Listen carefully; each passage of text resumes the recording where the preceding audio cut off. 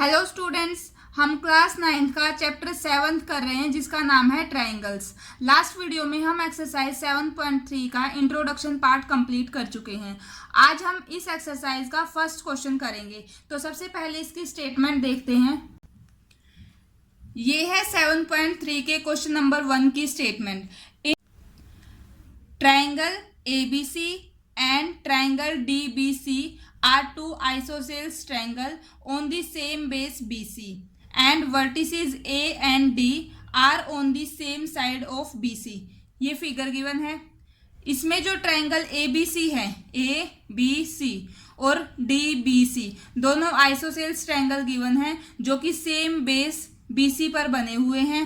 ठीक है, उसके बाद है if AD is extended to intersect BC at P। AD को अगर एक्सटेंड करते हैं P तक, ओके, जो कि BC को इंटरसेक्ट कर रहा है P पे। ठीक है, शो दैट 4 पार्ट्स गिवन है। फर्स्ट में हमें शो करना है triangle ABD congruent to triangle ACD। Second में triangle ABP congruent to triangle ACP। Third part है AP bisect triangle A as well as triangle D। और फोर्थ है AP is the perpendicular bisector of BC। तो start करते हैं first part से। हमारे पास given है कि ट्रायंगल ABC और DBC दोनों आइसोसेल्स ट्रायंगल हैं। ABC में इसका मतलब ये हुआ, जो ये ABC ट्रायंगल है इसमें AB जो साइड है वो इक्वल होगी किसके, AC के। तो इसका मतलब हम ये लिख सकते हैं कि AB वो इक्वल गिवन है AC के, और DBC में DBC इसमें ये साइड इसके इक्वल है। ऐसा ही है ना, DB is equal to DC। अब जो फर्स्ट पार्ट है उसमें हमें शो करना है ट्रायंगल ABD। ABD ये वाला किसके कंग्रेंट प्रूव करना है, ACD के। ठीक है, तो हम यही दो ट्रायंगल्स लेंगे, in triangle ABD and triangle ACD। इन्हीं दोनों में देखो, एक तो हमारे पास ये वाला है, इसको अगर हम दोबारा से ड्रॉ करें तो ये हो जाएगा, और दूसरा हमारे पास ये है, ये A है, ये B, ये D, ये A, ये D और ये C। अब यहां से देखो हमारे पास जो AB साइड है वो AC के इक्वल गिवन है, यानी ये वाली साइड इसके इक्वल है। तो हम लिखेंगे AB equal to AC given. उसके बाद जो ये साइड है हमारे पास AD दोनों में कॉमन है ना, तो हम लिखेंगे AD equal to AD common side.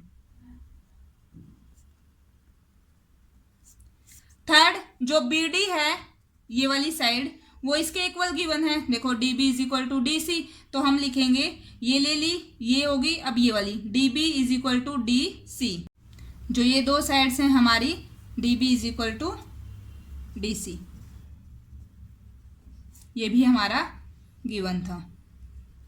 ठीक है, तो देखो side side side, last video में हमने side side side congruence rule पढ़ा था। तो उसी से जो हमारा ट्रायंगल ABD वो कंग्रेंट हो गया है ट्रायंगल ACD के by side side side congruence rule. ये फर्स्ट पार्ट हो गया है। अब देखते हैं सेकंड पार्ट। सेकंड में ट्रायंगल है ABP यानी कि ये पूरा, और ACP ये वाला। सबसे पहले क्योंकि ये दो छोटे ट्रायंगल्स जो हमारे कंग्रेंट हैं, तो इनकी हेल्प से हम क्या लिख सकते हैं। देखो जो हमारा ये वाला ट्रायंगल था वो हमने इसके कंग्रेंट प्रूव किया है। इट मीन्स जो ये एंगल होगा वो इसके इक्वल हो जाएगा, है ना, बाय CPCT। तो हम लिखेंगे एंगल BAP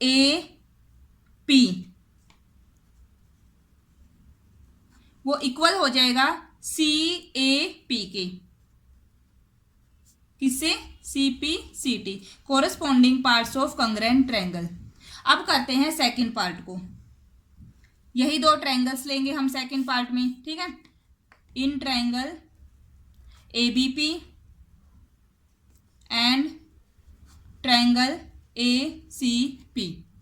इन दोनों में हम एक बार फिर से अगर इनको ड्रॉ करें, ये हो गया हमारे पास ए बी पी, और दूसरा ये ए, यहाँ पी है और ये सी।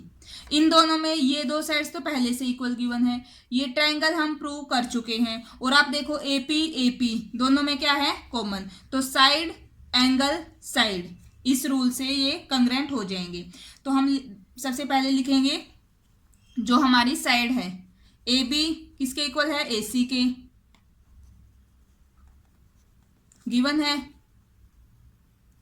उसके बाद ये जो एंगल है जो हमारा था बी ए पी और सी ए पी, यहां हम प्रूव कर चुके हैं, तो हम लिखेंगे angle B A P equal to angle C A P. इसको आप इक्वेशन 1 मान सकते हो और यहां लिख सकते हो फ्रॉम इक्वेशन 1। ठीक है, उसके बाद ए पी का साइड जो है कॉमन थी, तो sorry A P equal to A P common side. ठीक है, तो देखो साइड एंगल साइड, इस रूल से दोनों ट्रायंगल्स कंग्रेंट हो जाएंगे। तो हम लिखेंगे triangle A B P congruent to triangle A C P by side angle side rule. ठीक है, ये हमारा सेकंड पार्ट हो गया है। अब क्योंकि ये कंग्रेंट हैं तो इसके कोरस्पॉन्डिंग पार्ट्स भी क्या होंगे, इक्वल होंगे। तो यहां से हम ये बता सकते हैं कि जो हमारा ये एंगल है, ये वाला एंगल इसके इक्वल हो जाएगा। तो हम लिखेंगे एंगल ए पी बी वो इक्वल होगा एंगल ए पी सी के by C P C T. इसको हम इक्वेशन 2 मान लेंगे। अब करते हैं थर्ड पार्ट। थर्ड पार्ट में हमें शो करना है A P bisects angle A as well as angle D, यानी कि जो ये ए पी है ये इसको भी बाइसेक्ट करता है और इस एंगल को भी। इसका मतलब ये हुआ कि हमें यहां से इस एंगल को इसके इक्वल दिखाना होगा और इस एंगल को इसके। हम लिख लेते हैं कि हमें क्या शो करना है। एंगल अगर ये इसको बाइसेक्ट कर रहा है, ए पी अगर पूरे इस ए एंगल को बाइसेक्ट कर रहा है, तो हमें क्या दिखाना है कि angle B A P equal होगा एंगल सी ए पी के। ये हमें शो करना है कि angle B A P equal show करना है एंगल सी ए पी के। ये तो एंगल ए के लिए हो गया। और सेकंड डी को भी, डी के लिए हमें दिखाना है angle B D P, angle B D P equal होगा एंगल सी डी पी के। ये ठीक है, ये दो चीजें हमें इसको इस पार्ट में शो करनी है। तो देखो जो फर्स्ट है ये तो हम ऑलरेडी शो कर चुके हैं। हमने अभी जो फर्स्ट पार्ट सोल्व किया उसमें हमने जो इक्वेशन 1 बनाई उसमें हमने क्या लिखा था कि जो ये दो एंगल्स हैं वो हमारे इक्वल होंगे। कर चुके हैं ना, B A P is equal to C A P, B A P C A P. तो इसी का यूज करेंगे हम थर्ड पार्ट को सोल्व करने के लिए। तो हम क्या लिखेंगे, angle B A P is equal to angle C A P. ये हमारा थर्ड पार्ट का सॉल्यूशन है यहां से। ठीक है, तो ये इक्वल है फ्रॉम इक्वेशन 1। ठीक है, फर्स्ट इक्वेशन का यूज करके ये दोनों जो हमारे एंगल्स हैं वो इक्वल हैं। इसका मतलब ये हुआ ए पी बाइसेक्ट करता है, बाइसेक्ट्स एंगल ए। अब जो हमें शो करना है वो है सिर्फ ये वाला। इसके लिए हमें ये दो ट्रायंगल्स लेने होंगे, ये वाला और हमारा इधर वाला। मैं इनको अगर दोबारा से बनाऊं तो एक ये और एक ये वाला। यहां से ये है बी, ये डी और ये पी, और ये डी पी सी। यहां से अगर हम इन दोनों ट्रायंगल्स को कंग्रेंट प्रूव कर दें तो उससे हमारे ये दो एंगल्स जो हैं इक्वल हो जाएंगे। ठीक है ना। तो आप देखो यहाँ गिवन था हमारे पास, जो ये वाली साइड है वो इसके इक्वल पहले से गिवन है ना। और जब हमने इसका सेकंड पार्ट सोल्व किया है उसमें ये देखो, ये जो सेकंड पार्ट है जब हमने इसको सोल्व किया, इसमें हमने ये पूरा ट्रायंगल सोल्व किया था, ये मैंने बना के दिखाया आपको। इसमें हमने ये एंगल इसके इक्वल दिखा दिया है ना, ये भी तो इसी में आ रहा है ना। और दूसरी बात हम क्या, जो हमारी बीपी साइड है वो सीपी के इक्वल हो जाएगी। क्यों? क्योंकि हमने जो ये ट्रायंगल है इसके कंग्रेंट प्रूव कर दिया था। तो यहीं हम एक और बात लिख सकते हैं कि जो बीपी साइड है वो इक्वल हो जाएगी सीपी की बाय सीपी सीटी। ठीक है, ये हमारी होगी है थर्ड इक्वेशन। इन्हीं का हम यूज करेंगे हमारा जो थर्ड पार्ट है उसको सोल्व करने में। देखो, सबसे पहले ये दो ट्रायंगल्स लेते हैं। इन ट्रायंगल कौन सा? ये वाला ले लेते हैं, डी पी बी और D P C. D P B and triangle D P C. इन दोनों ट्रायंगल्स में जो देखो, सबसे पहले देखते हैं साइड। डीपी डीपी कॉमन है, DP is equal to DP common side. ठीक है, उसके बाद आते हैं इस एंगल पर। ठीक है, ये हम इक्वेशन सेकंड की हेल्प से प्रूव कर चुके हैं। तो हम लिखेंगे एंगल ए पी। देखो यहां तो था A P B, A P B, लेकिन यही तो है डी पी बी। यहां सिर्फ हम ये लिख देंगे D P B equal to angle D P C. ठीक है, यहां हम लिखेंगे फ्रॉम इक्वेशन सेकंड, उसी से तो हुआ ये। ठीक है, उसके बाद बात करते हैं ये वाली साइड। ये भी हम यहाँ प्रूव कर चुके हैं थर्ड इक्वेशन में। जो हमारी बी पी है और सी पी है वो इक्वल हैं। तो हम लिखेंगे B P is equal to C P from equation third. तो आप देखो, साइड एंगल साइड, इस रूल से जो हमारे दोनों ट्रायंगल्स हैं वो कंग्रेंट हो जाएंगे। हम क्या लिखेंगे? Triangle DPB congruent to triangle DPC by side angle side rule. अब क्योंकि अगर ये दोनों ट्रायंगल्स हमारे कंग्रेंट हैं तो इसका मतलब ये हुआ जो ये एंगल था वो इसके इक्वल हो जाएगा। इट मीन्स एंगल BDP वो इक्वल है एंगल CDP के, CP CT corresponding parts of congruent triangle. अब अगर ये दोनों एंगल्स हमारे इक्वल हैं तो इसका मतलब ये हुआ जो हमारा AP था वो बाइसेक्ट करता है इस एंगल को, यानी कि D को। तो हम यहां से लिख सकते हैं, इसलिए AP बाइसेक्ट्स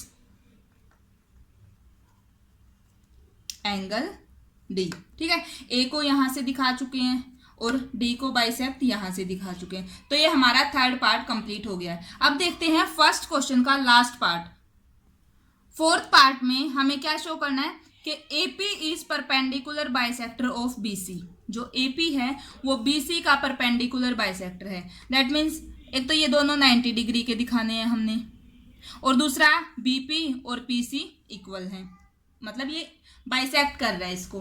अब देखो, ये तो हम ऑलरेडी दिखा चुके हैं BP और CP को इक्वल है ना, इक्वेशन थर्ड की हेल्प से। तो ये तो डायरेक्ट लिख सकते हैं कि BP is equal to CP from equation third.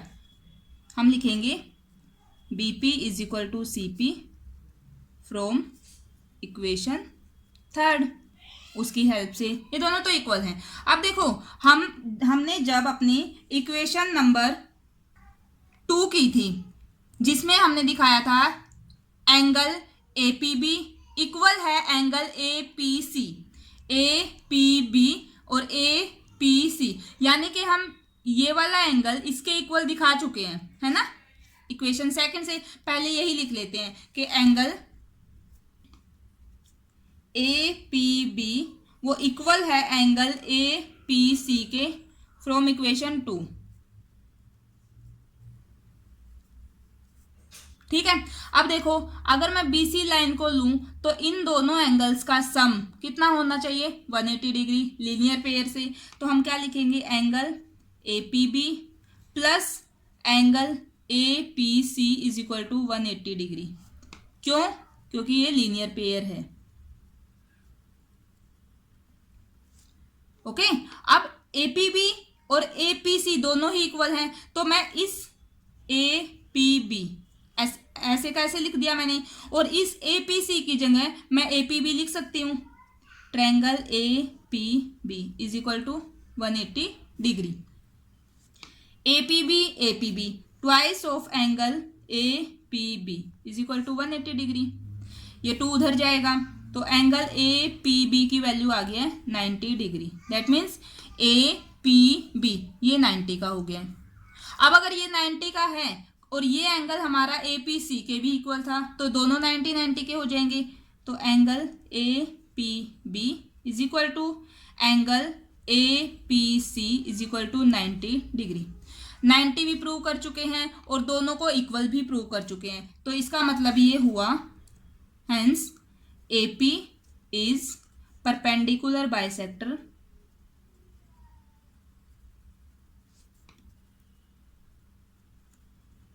Of BC। ठीक है, ये हमारा 4th पार्ट कंप्लीट हो गया है।